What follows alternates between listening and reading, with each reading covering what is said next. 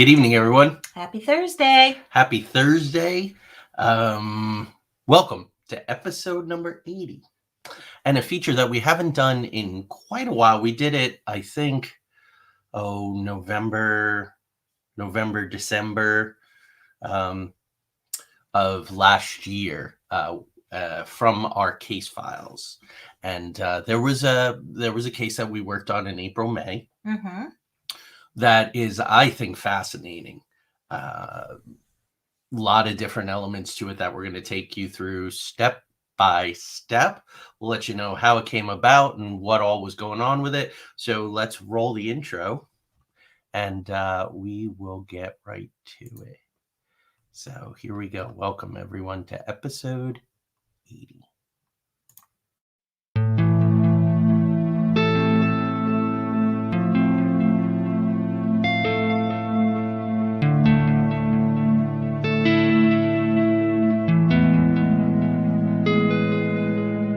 There exists a realm beyond our wildest dreams, a realm beyond reality that the gatekeepers and guardians have always told us consists of nothing but tricks of the eye, weather balloons, swamp gas, sand cranes, fairy tale myths of monsters, crackpot conspiracy theories, and desperate cries for attention. We know this realm exists, and it's just beyond the horizon. The preset path, the well-worn walkways where the cynics want us to stay. Instead, give this a listen. Put on your headphones, adjust your volume, close your eyes, and fasten your mental seatbelts, because the twilight-tinged turnoff from reality's alluring highway is looming just ahead. We're about to leave the plane of the easily explained, couldn't possibly be ease, and the no way I just saw what I saws, for the spaces and places where everything is possible, and if you stay long enough, even probable. We're about to take a journey into the outer realms.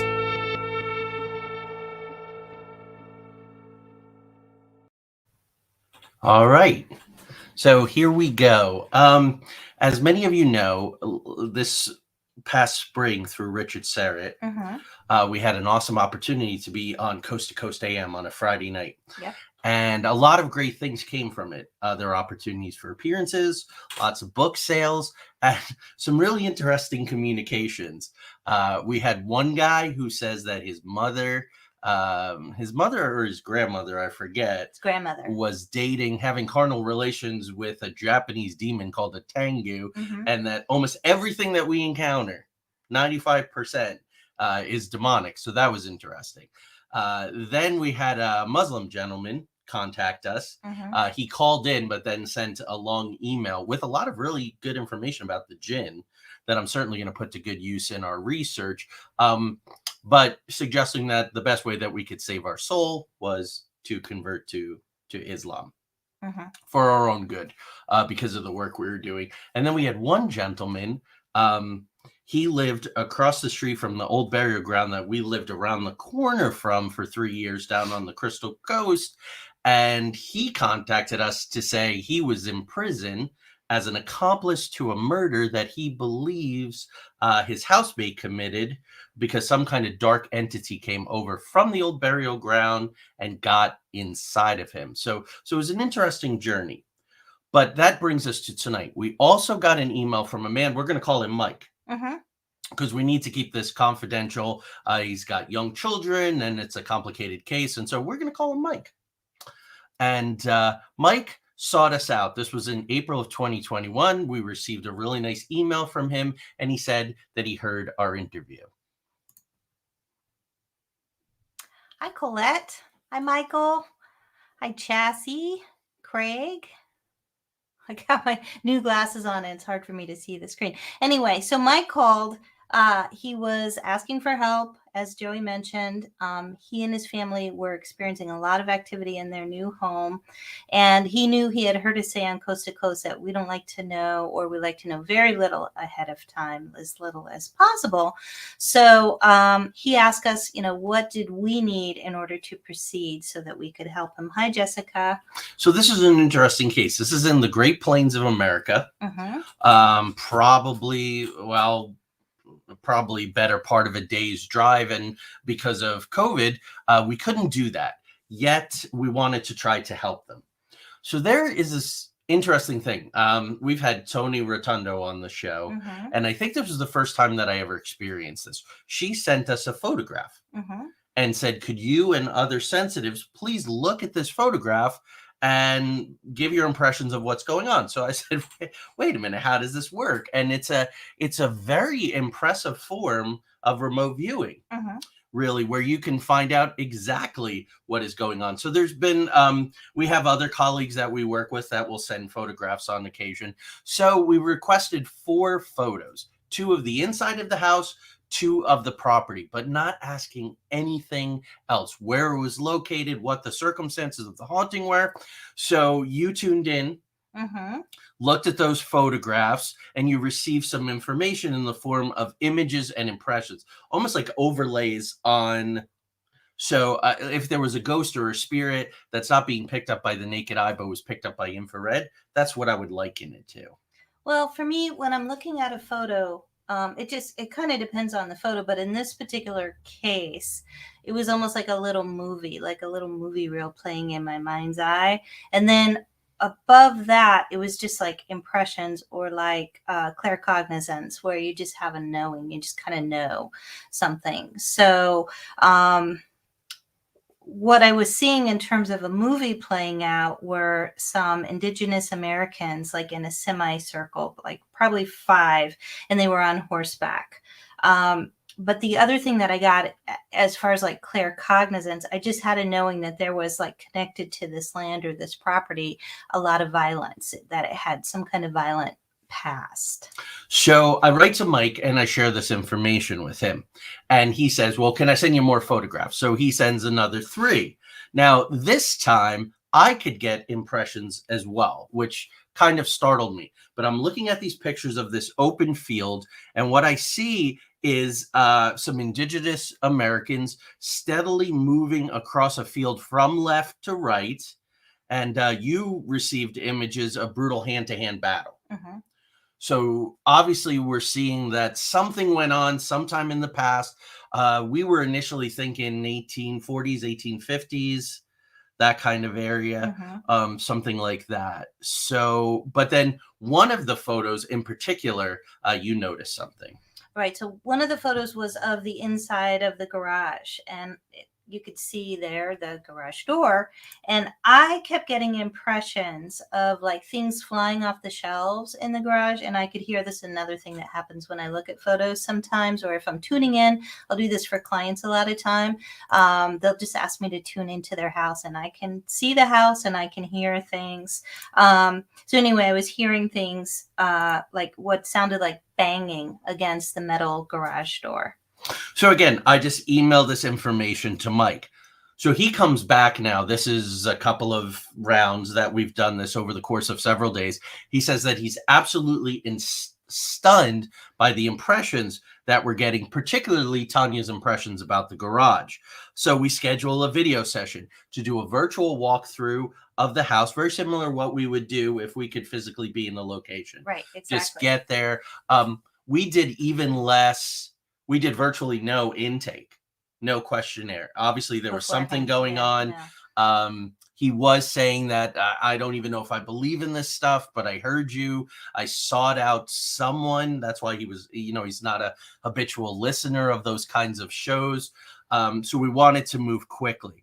So the virtual walkthrough would happen, get different impressions of the place. So he comes on the video. This is the first time we've seen him, and immediately we get to work.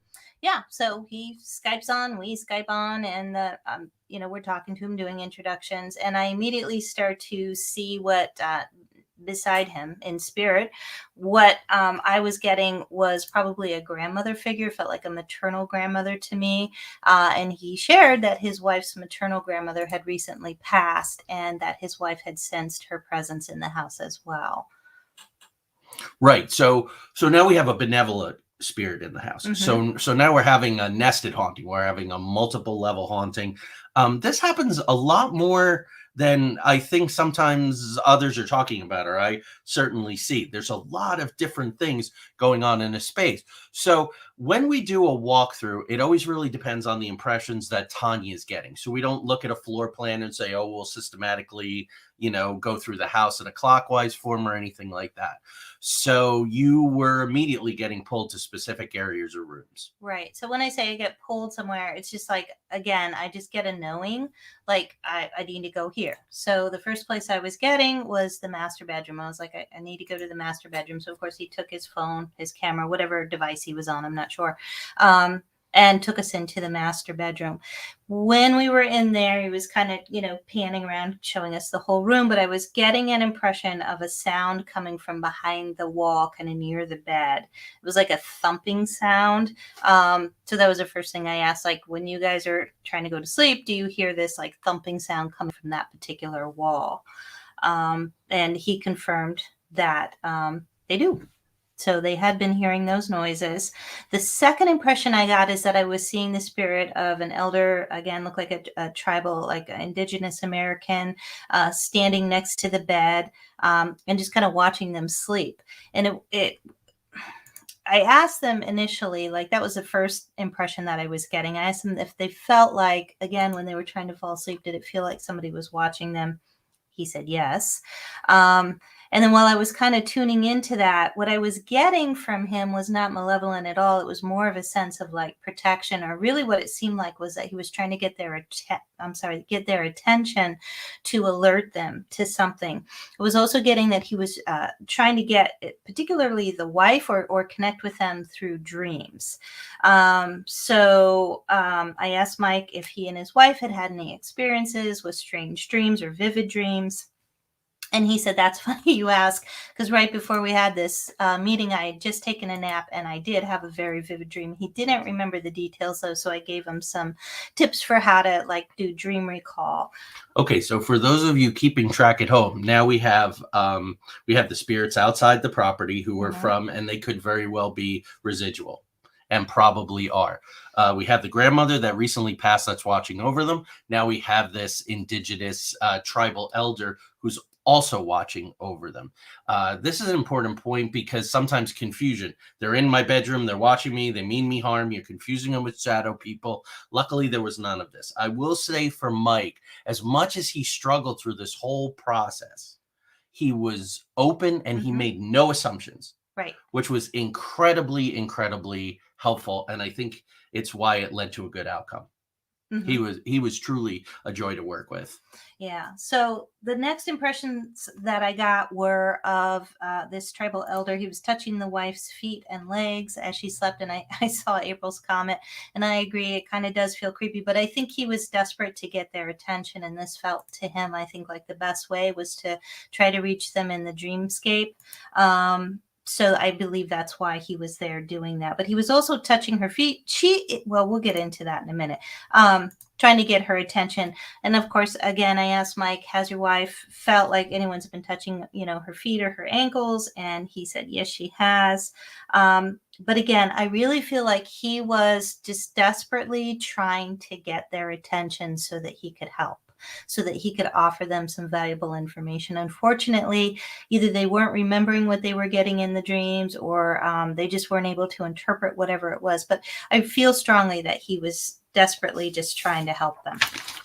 And our colleague Colette from the UK, a talented sensitive, she can often read as we're going over cases or talking about different things.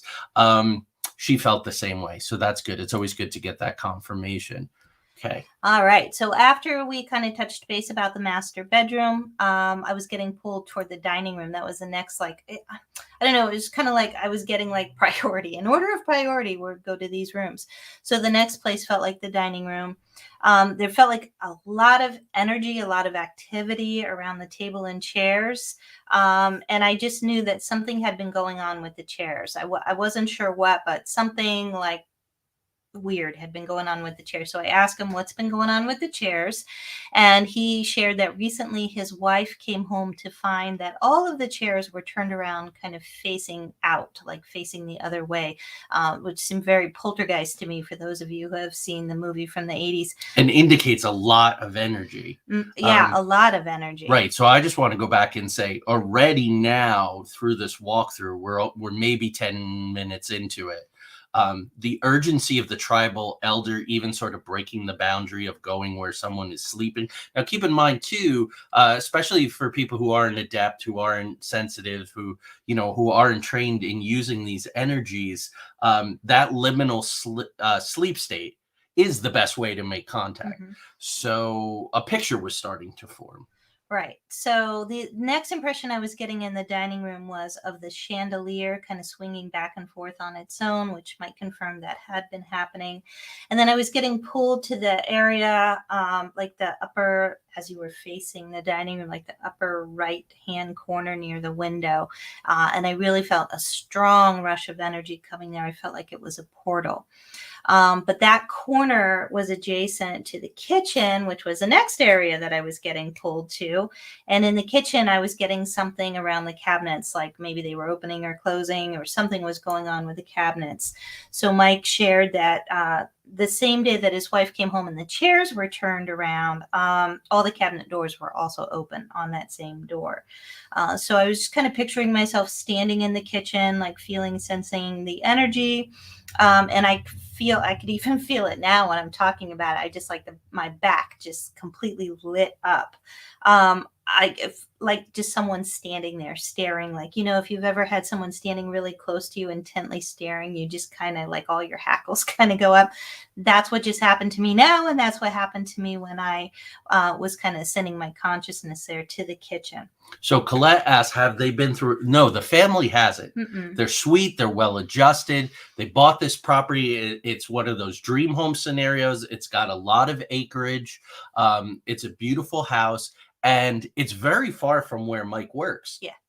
So his initial response was no. And they felt very, very pulled where he said, okay, I'll commute over an hour either each way, in the middle of the night, because we feel so strongly about this house. But they have 3 children. We met the 2 daughters. They're absolutely wonderful. They have great spirit. And you'll see how in tune they are to everything that's going on as we go. Great question, though. Great question. Absolutely.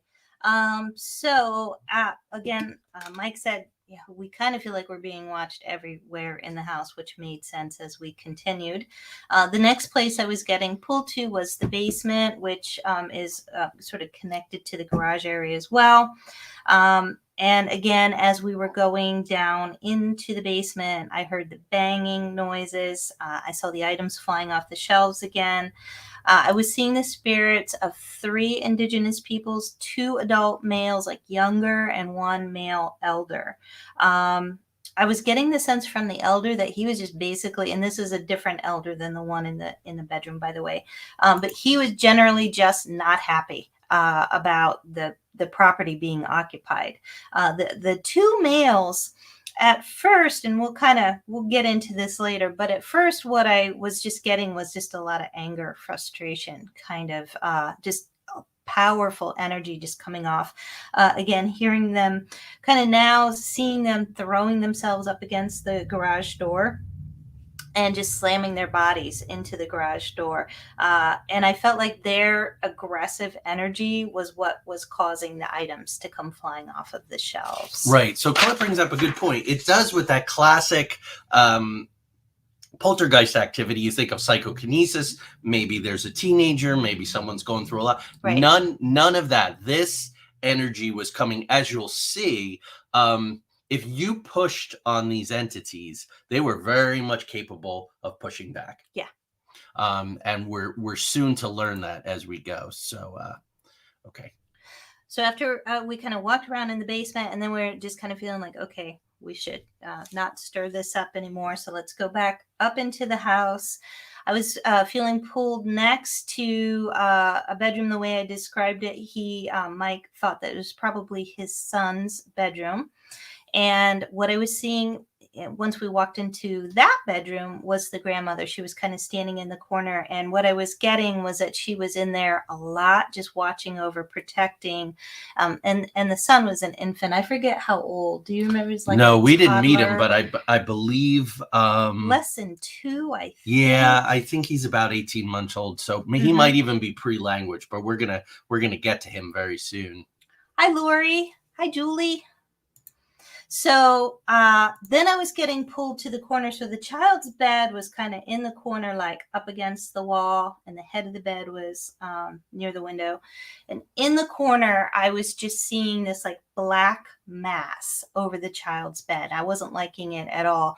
And it kind of made me think this is why the grandmother is sort of keeping vigil here in the child's room, watching over the child. I did not like that cluster of black energy over his bed at all. So Julie asked a good question. There was no report of any physical illness. No nausea, vomiting, headaches, nothing like that. There was never a report through this whole, which lasted, I believe, over 2 months. Well, yeah, for the entire process. that we were working on it. Yeah, and no reports of physical illness. But then, another good question. Great question. So Mike then confirms again. So it's a series of this is the impression that we're getting. Yes, that's the thing that's happening. So we're building confidence and rapport with Mike, which is a good thing. He says that his wife reported seeing a black mist in several occasions in the room. Mike said that one evening while he was at work, loud noises started emanating from the basement that was frightening his wife. Now, here are these young, angry, indigenous spirits. There's a trope in horror movies where the woman is always seeing these things and the guy isn't seeing them and he's being very dismissive. But yet it seems in this case and in a lot of cases, and it's the thing that really kind of bothers me, there's a bullyism. There's an opportunism. Whether it's a dark spirit or it's just an angry spirit, they are certainly opportunists. So this woman's being taken advantage of. She's obviously a sensitive. He's working the night shift. She's home alone with 3 children. So she opens the door to the basement and she screams at the spirits to stop. Now, although we caution against that, and it's not a great way to go, keep in mind she's got cabinet doors open. She's seeing black mist. She's feeling like she's being watched. She's feeling her ankles and her feet being touched. And the chairs are being turned around. She's not safe in her own home. So she has a moment of understandable weakness in the middle of the night. After she yells and screams for them to stop, she hears her son now crying hysterically from the bedroom. So she goes flying up the stairs into his room, and she finds him standing on the bed with a red handprint on his face. So imagine, we've been doing this for 11 years. Mm-hmm. And there is this moment now where a child has been physically assaulted to the point where there's a mark on his face. As good investigators, you have to ask, is there child abuse going? No, there's nothing like this. There's no pictures. There's no accusations. There's no finger pointing. No impression from Mike that this was anything other than what they said it was. So now we're sitting here going, wow, the stakes are high. So first thing we have to do is remind them, as bad as it gets, don't juice these spirits because they're capable of considerable things. But we're also saying our prayers, probably holding hands under the table. We're sitting here Skyping with him and going, wow, we got to make sure not to screw this up. Yeah, and I do think that the discharge of, fearful, angry energy with the wife, I mean, I totally get why she was really upset. I would be freaking out too if I was home alone with young children. All these crazy things were happening in the middle of nowhere. You have to understand. Yeah, it's an isolated place, right? There's nothing around. So when it's dark there, it's dark. So I totally get it. But I think that release of emotion and energy gave a little more power. I mean, spirits will use that energy. It gives them a little more power, and that could be, unfortunately, why they were able to actually, cause physical effect on the child. So next, we wanted to go, or I was getting pulled into the room next door, which happened to be the room of his two young daughters. And in there, the energy really felt calm. It was such a difference, really, from the little boy's room. But I was getting something. I was kind of getting pulled to the window and the ceiling fan, but more so the ceiling fan. So again, I asked, was something going on with the ceiling fan? And Mike tells us, yes, as so happens, every once in a while, the ceiling fan changes its rotation for no reason. Mike's a pretty handy guy. He's done a lot of work on the house. Some other things come up that are technical things. He knows what's going on. So there's obviously weird things happening. So then next I was kind of getting pulled to the window. I asked Mike, could you just like adjust the camera so I can look out the window there? And as he did, and I was able to see out the window, what I saw was another Indigenous American adult male. He was looking in the window. He was also pacing back and forth outside the window, very agitated. And this is a different spirit altogether than the others I had seen so far. He was clearly agitated, and I was getting a sense of him like throwing little rocks or pebbles. So I asked Mike, like, have you ever heard the sound of like rocks hitting the window? Because I get the sense that when he's able to gather enough energy, he's like actually throwing little stones at the window. Mike said that, yes, they had heard that, and that his 4-year-old daughter said that she had recently saw a man in that same spot. Right. So now I was kind of getting the impression in my mind's eye of a small bathroom, and I asked Mike, is there like a half bath or a small bath, like a powder room kind of size bathroom? And he said, yes, there's a half bath. He took me there.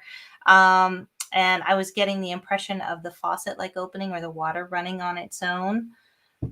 So Mike shares that he had just put a new fitting on the sink as the prior one had failed for no apparent reason. So Mike's a mechanical guy. He's very grounded in the here and now. The sink is turning on. Obviously, it's faulty. He replaces the hardware and it continues. That's a pretty good indication that something paranormal here, something psychic is going on. So then Mike says, let's go back to the master bedroom because there are other things going on. I want to see if you can pick up on them. Right. So he actually wanted to know what I felt in the master bathroom because we had not gone in there. Yeah. And so we went in the master bathroom, and again, I was like, actually, this feels, and I was a little bit surprised because a lot of times you expect to feel more happening in the bathroom, particularly if there's, bathrooms have a lot of, not windows, mirrors. But really it was calm in there. I wasn't getting that much. And Mike actually said that he felt safest in the master bathroom. That's right. So we have a complicated situation here. It's varying from room to room, inside to outside, different levels of the house, different energies, all coexisting together, creating a very, very complicated haunting. Julie says, I had that happen, got up and looked for rocks. That's what it sounds like, little pebbles hitting something. Mm-hmm. And I've heard that too. Yeah. Bathrooms do, for lots of different reasons, have lots of different energies to them. The pipes, the tiles, the acoustics, the mirrors, it's kind of a perfect storm. But this room was a safe zone, which was good. Yeah, it was completely calm, and there was like a little energy oasis or something. So Mike wanted me to look at the master bedroom closet because he had forgotten to like turn the camera when we were in there the first time. So he said, oh, can you take a look at the closet? What do you get? And my sense was like energy, just like I could see this almost like a waterfall of energy coming down from the top, just like running through the closet. And Mike said that not only does he have a hard time sleeping if the closet door is open, but it has opened on its own on many occasions. So not sure if that was a portal, but probably with the amount of energy flowing through closets are interesting. Think about it. The monster in the closet, you will not go to sleep with a closet door open ever. They're concentrated. They're concentrated spaces where energy can really kind of collect in them. They're little chambers, energy chambers. So.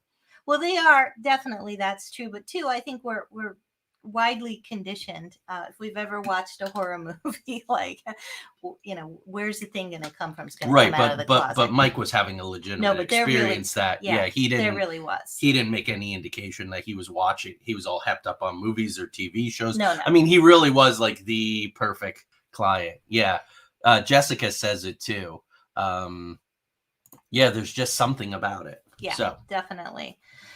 So then he was taking us to the last room of the house, which happened to be the family room. And as he was kind of walking through, there was a recliner. And I was like, whoa, back up. Can I look at that recliner?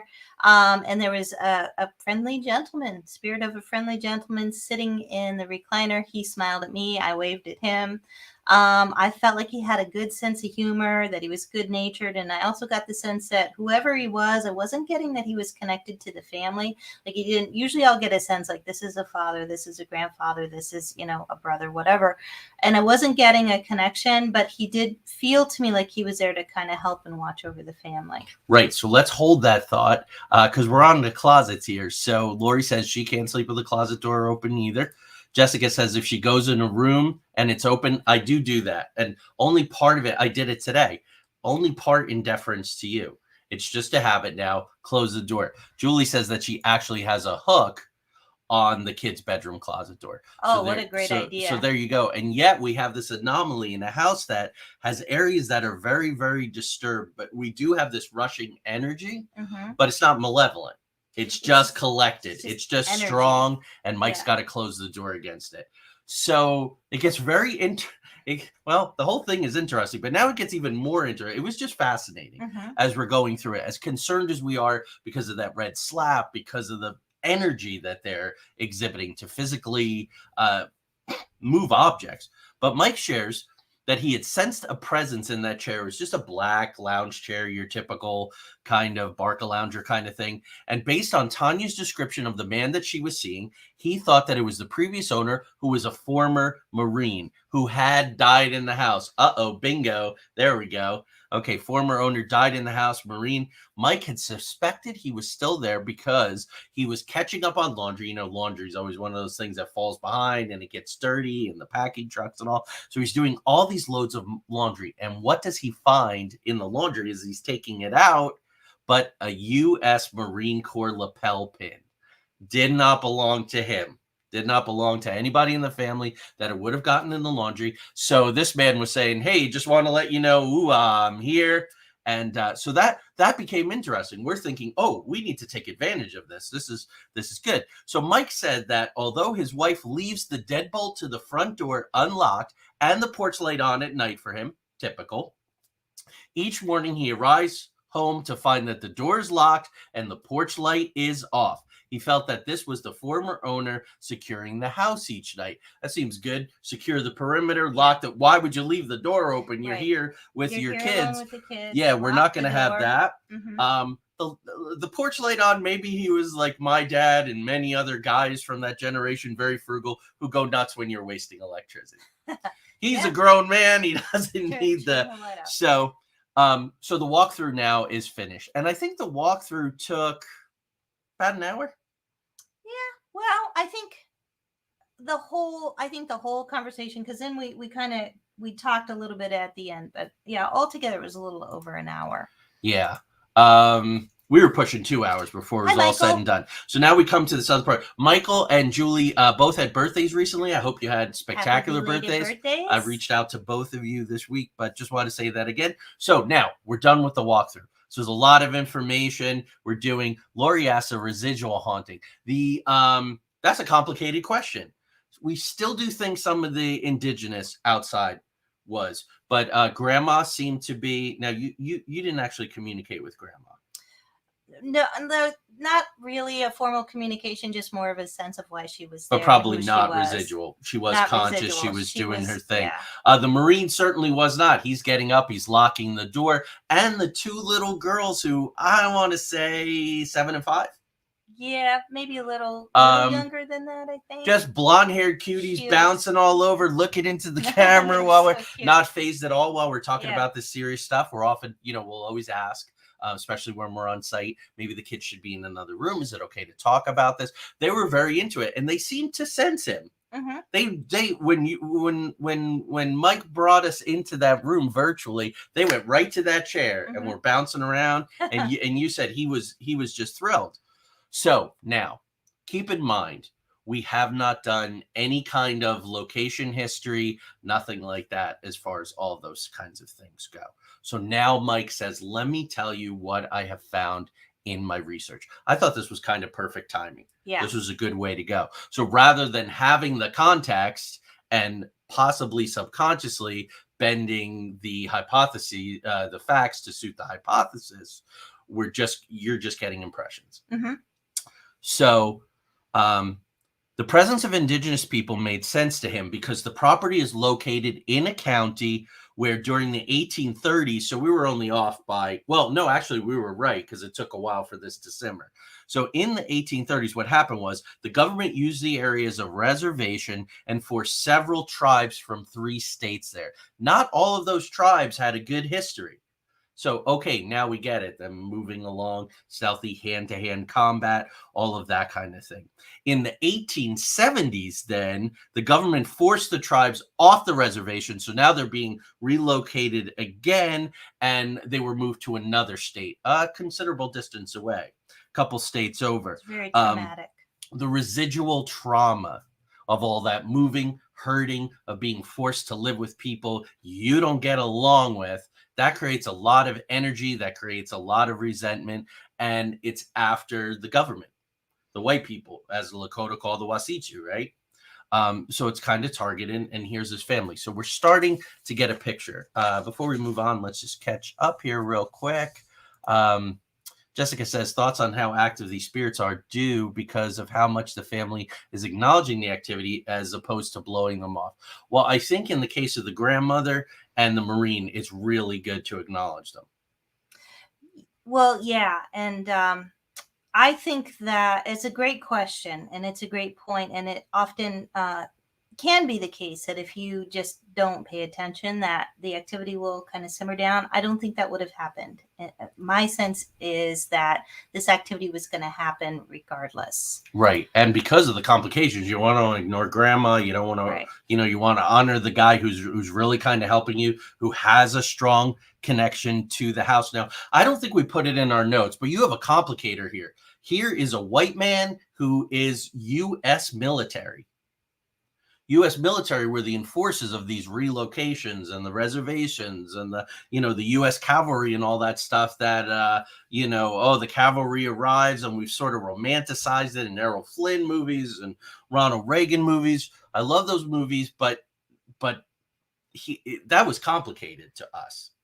Well, that, and then, so the reason that I think that regardless of how they would have responded, that the activity was going to happen and continue to escalate is because what I was getting is that Mike's wife has a considerable amount of natural psychic ability herself. We've talked about this before, but just as a sort of refresher, I think we all have psychic ability. In fact, I'm not a fan of the word psychic because to me, it kind of implies that it's some kind of special ability. We all have these abilities, but just like some people have a lot of natural musical talent, some people have more athletic ability, some people just tend to have a little bit more or a lot more, depending, psychic ability. And I was really getting that his wife had a lot of natural psychic ability, so she was acting as like a psychic battery for the location. So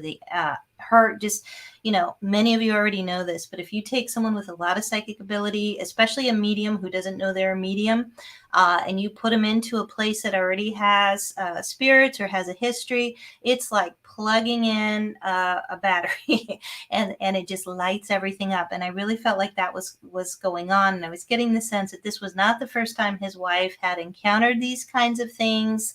So we'll get back to that in a minute, but that's what I was getting as far as that.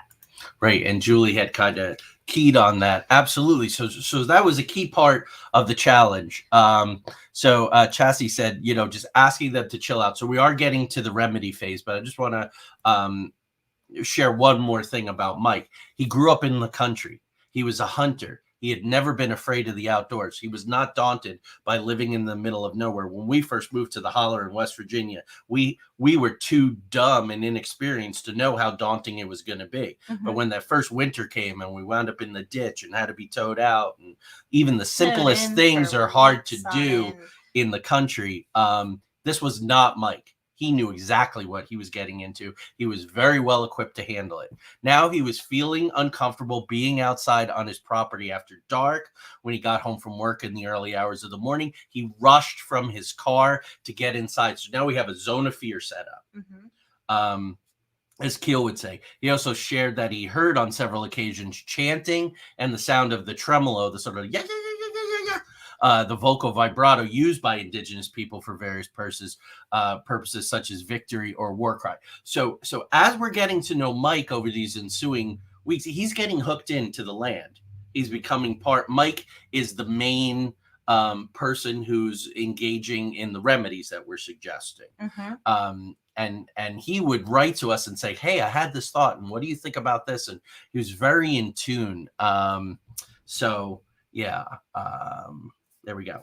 So, if we're looking at the fact that a lot of the activity, a lot of what's happening is really ties back to trauma, traumatic experiences of these indigenous people, and how horrible to be forced onto a place, and then you're there for 30 years and now you're being forced off, and just the trauma of it alone, right? And then, as Joey mentioned, then you have people coming and settling on the land, and if you're a spirit from the 1800s and you're seeing the American flag and just all of these things, it's not going to make you really happy. So what we thought first step is to make peace, is to offer, your respect and acknowledge the suffering that they endured, and acknowledge, show some compassion. So our suggestions, number one, bring some tobacco. It's a traditional offering, particularly for elders, bound in red felt, which is traditional. We have mentioned on the show before, we've studied with some teachers who are Lakota spiritual leaders. We've done also sweat lodge, Shawnee. So we had some idea of, what would be culturally sort of appropriate here. So we suggested leaving the tobacco, acknowledging their suffering, and to let the spirits know that he did not consider himself the owner of that property, but more the custodian, which is really how he felt. And I think that he is actually the perfect person to buy this property, because it wasn't like, oh, this is my land and I just want him gone. And no, he totally understood the trauma. He totally felt compassion and understanding for what these spirits, and he wanted to help. So, and he did want to truly be a good custodian of that property, more than just being the person who was going to, dominate it.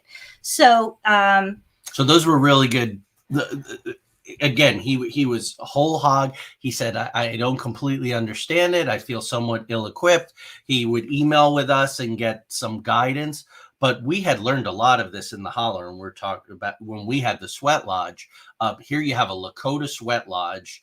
There were probably 5 or 6 different tribes that had gone through our property. In Lakota weren't it. So right. Rosemary Ellen we're getting all this activity, all this uptick of activity, weird dreams and things moving, different things going on. We reached out to Rosemary and she said, well, are you acknowledging the people who were actually there? So we started doing that, and all of the activity closed down. And then we were smart enough to know it was me not wanting to own anything as big as 3 acres. It was just my natural disposition to go, we are custodians of this property. And I think a lot of the things we experienced there with the portals and the things we saw, mostly benevolent. Oh, yeah, absolutely. The white buck that would come, and it's just beautiful, and all the things I think was because of that custodianness. So we also suggested, of course, that he smudge with sage and Palo Santo. Those are 2 of our big go-tos. And that Tanya also just suggested that Mike address them directly. and thanked the male spirits that were trying to help the family and to ask them for their help when dealing with the unruly spirits in the home. So those were our remedies. That was our sort of round one as everything went. Well, I also like with the baby's room. In addition to the sage and the Palo Santo, I sent him a link, and some of you have probably got this link from me if you've needed to clear something. But there is on YouTube a prayer to Saint Michael that I use with great effect when clearing a space, when it's a really sort of difficult, challenging energy. It's a beautiful prayer, and it goes on for like an hour. And then you can repeat it, of course. So I sent the link to Mike, and I said, while you're saging, doing the Palo Santo, I want you to play this. And then I want you to just like leave the room, keep the window cracked while you're doing this. And also, if you can, like, don't have the baby sleep in there for like a while. So then I decided to get to work from here in Ohio. I was working with my spirit guides. I work with Archangel Michael quite a bit. And I also offered to help Mike's wife kind of understand what her abilities, like I do with many of my clients, is help her understand what her abilities are, how she can use them, how she can protect herself. But at the time, she just wasn't ready. She was like, I remember being this way too for a lot of years. It was like I knew if I really tried, I could probably, tune into these things, but I was too afraid at the time for many years to do it. And I think that's what it was for her. She just was afraid, didn't want to address it or acknowledge it. So she didn't even want to talk about the experience. She would tell him to Mike and let him talk to us, but she didn't even want to like talk to anyone else. So that's why she was never there when we were doing the walkthrough. And that was really the first obstacle that we encountered, and it changed the whole shape of the investigation, which we're going to kind of get to towards the tail end of this, where most of it was resolved, and it was just her battery was so juiced. Yeah. But anyway, she's a powerful battery. So you meditated. So I did a meditation that evening, again, working with my spirit guides, and we really were successful. I saw many spirits cross into the light, not all, but many of them. And there were so many people there. Some did remain, like the angry males. I unfortunately wasn't able to get them to cross into the light. I almost was getting a sense like something had bound them there, like they were bound. I wasn't really getting or understanding why, but definitely was getting that they were somehow tied or bound there. But I did send Reiki and healing prayers so that they could, make their way in transition. I will say this.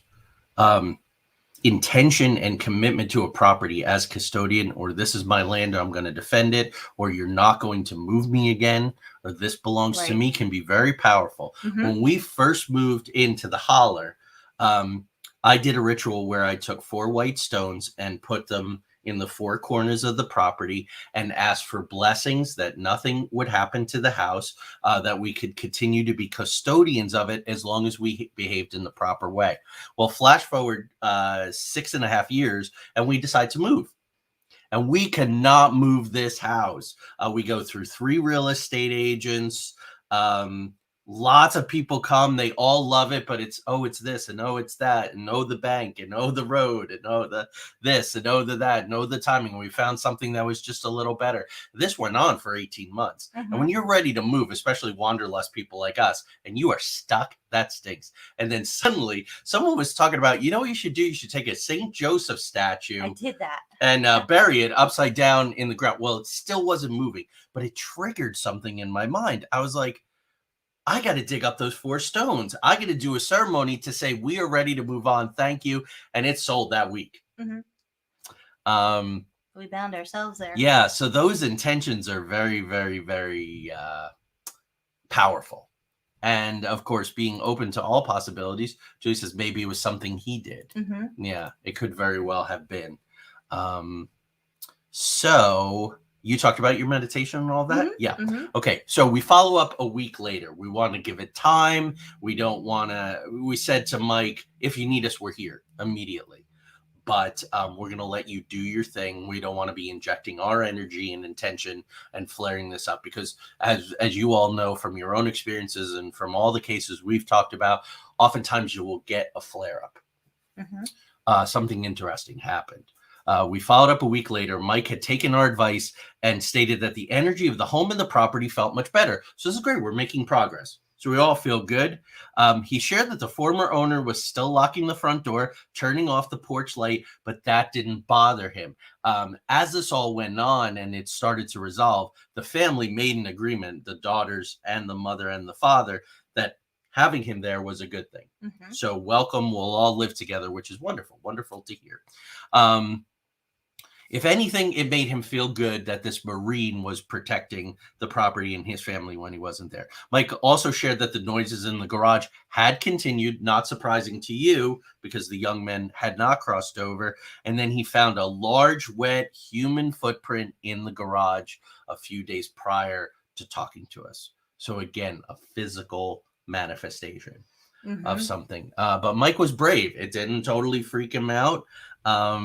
You may be wondering, we never thought to ask for a picture. We didn't ask. Did you take a picture of it? That's just not the way we roll, right? We're not about collecting evidence for some kind of museum or some kind of YouTube, but respecting what they were going through. So if anybody was thinking that, really we did it. No, what we're about is helping the living and the spirits.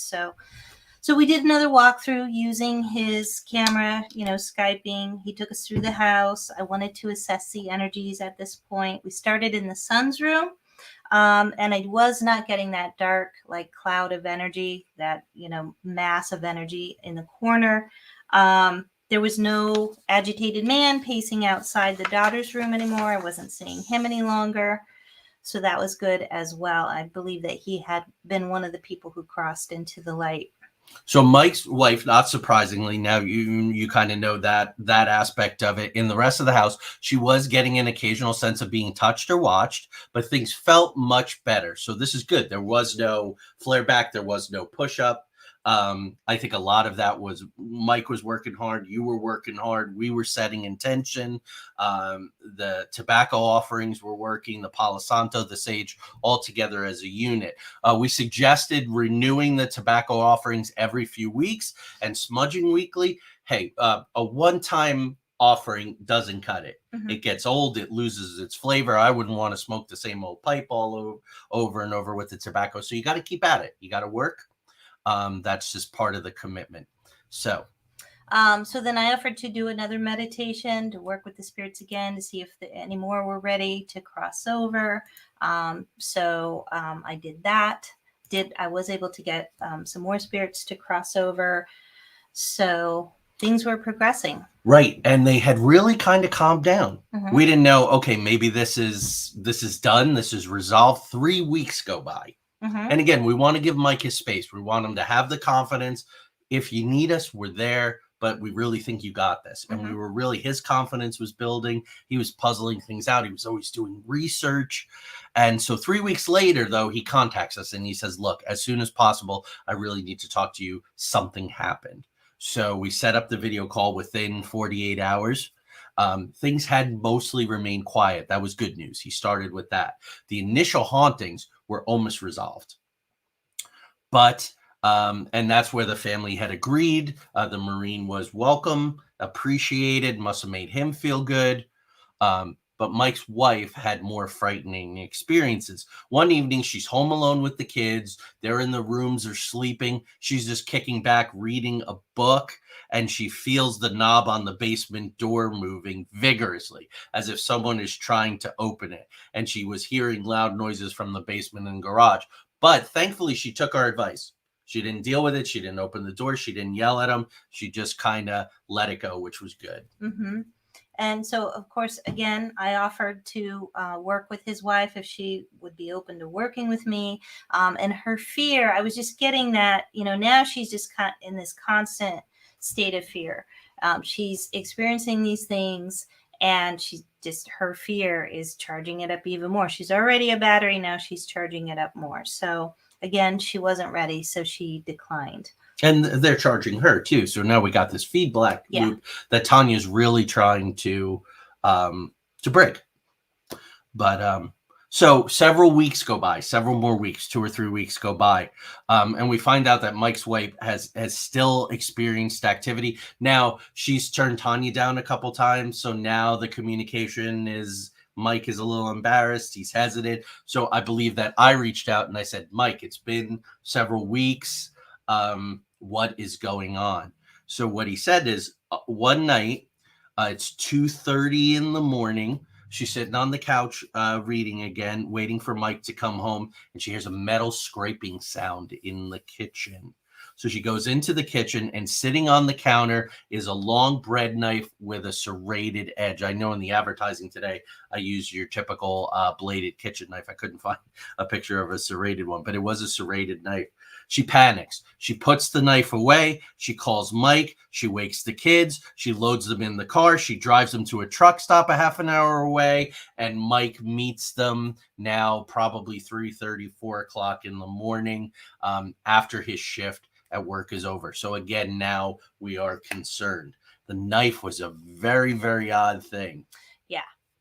Well, and she's fearful. She's fueling it. And once they know, especially if they're being a little malevolent or being a lot malevolent, being malicious, what have you, they're going to use your fear, and they know what's going to scare you. They know. Like, I remember, I've probably talked about this before, when we were investigating the web. I hate clowns. And we were sitting there one night, and here comes a clown, like strolling down the hall, looks at me and grins. I don't think there's a clown, the spirit of a clown in the web, but I think that they knew that I don't like clowns, and they used that image. So they know what you're afraid of, and they will, if they're trying to scare you, use that. So yeah. So anyway, when they get back from the truck stop, all is normal. But Mike did smudge things. Things were quiet for a few days until several nights later, he came home. His wife was sleeping, and he said that was really unusual because she always stayed up until he got home. She wasn't able to sleep while he was away. But she was asleep, and as he was getting into bed, she turned and asked him, "Did you see the blood man?"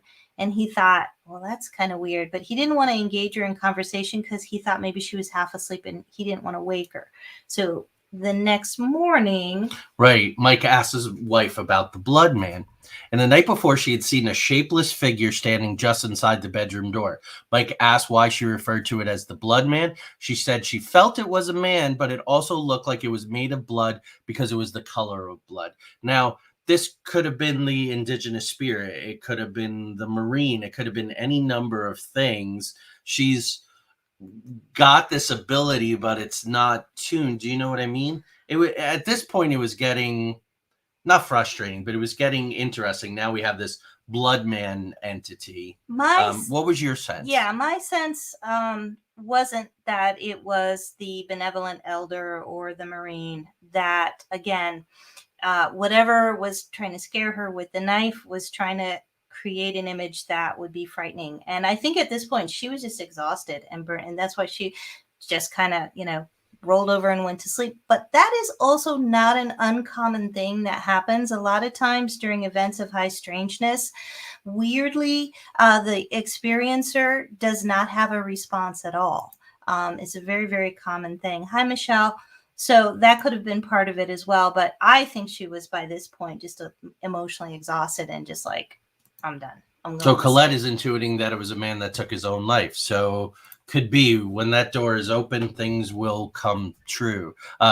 Things will come through, rather. So there's a little more with that man.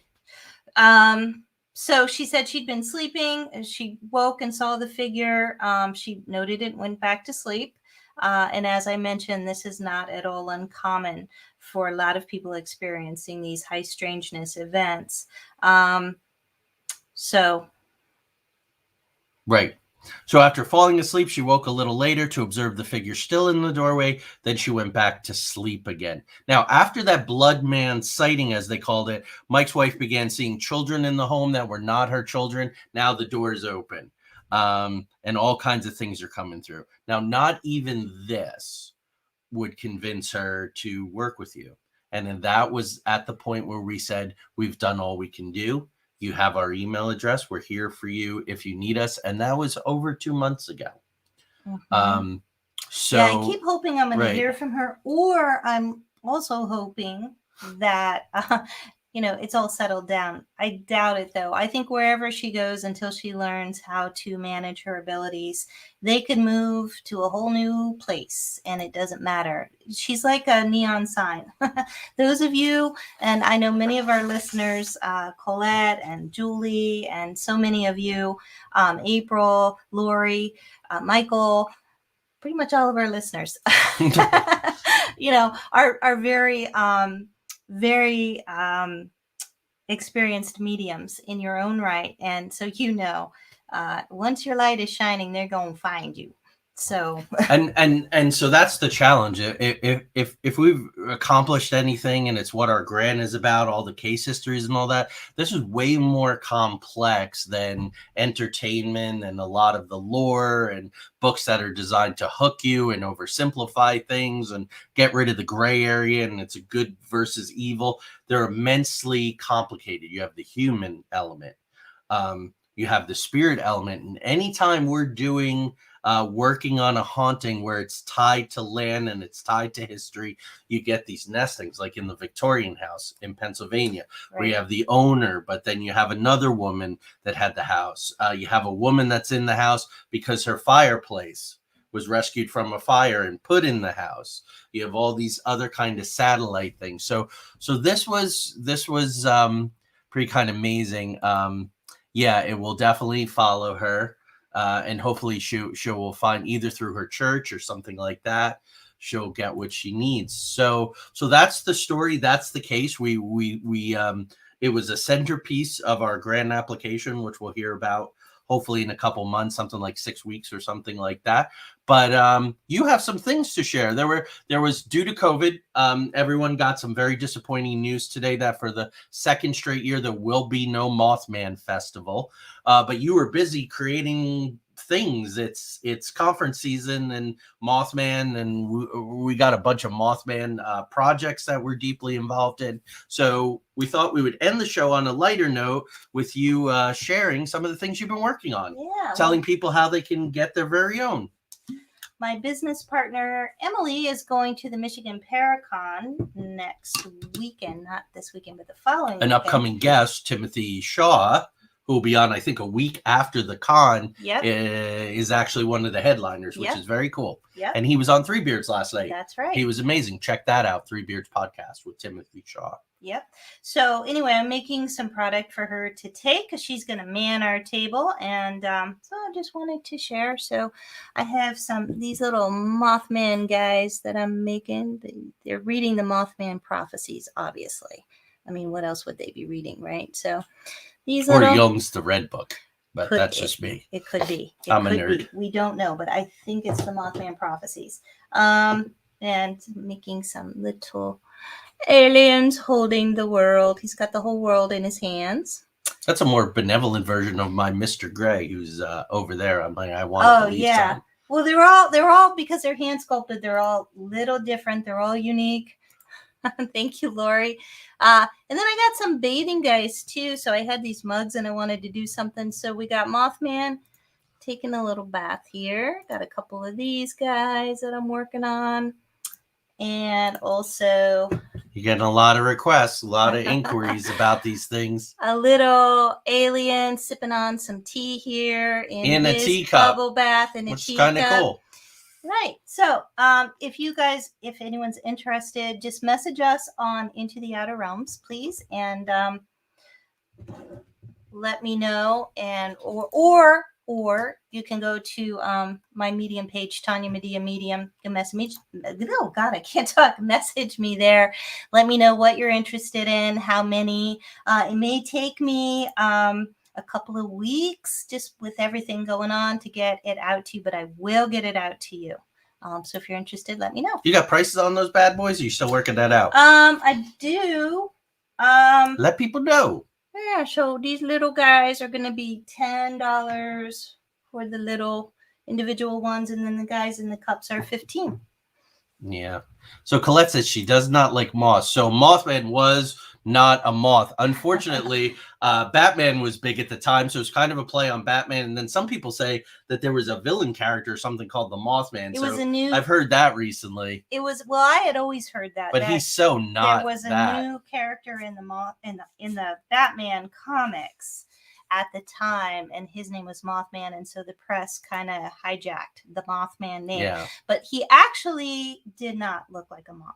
But No. now all the depictions, because his name is Mothman, we all kind of or some people said he was gray with feathers or fur or big red eyes, or he was black, or there's all kinds of things, but he wasn't a little flitting around moth type. So, well, we want to thank you all for joining us. This is our 80th episode, and we'll have a big announcement about the kind of viewership that we've had. I'll do that in the next couple of days, maybe over the weekend. So next week you will not be with me. I won't. I'm going to see my dad. I haven't seen my dad in over a year because of COVID. We're all vaccinated. We're all playing it very safe still. So I'm going to go see him. That's right. And my co-host, we're going to do a mini Red Thread Collective, Craig Ansel and I, and we're going to talk about alien hybridization, abduction. I'm really looking forward to that. Both of us are working very hard on it. It's going to take both of us working very hard to replace this young lady here. We'll miss her, but we think it's going to be a phenomenal, don't miss episode. Craig and I working together, mano a mano. Lori says safe travels. Thank you. Safe travels. There you go. Wonderful. Thank you, everyone. Great show. Thank you. We definitely appreciate it as we're pushing on to 100 episodes. Yeah. And our 2-year anniversary. That should all be happening in January. So pretty exciting. But in the meantime, join us next week, or join Craig and I next week when we journey into the outer realms, where the paranormal and the supernatural are just the normal and the natural. Thank you all. Thank we you, deeply everyone. Appreciate it. Michael Giannetti, great numbers last week. People were very interested. Conversations went great. We'll see you all soon. Have a great week, everyone. Have a great 2 weeks. Bye.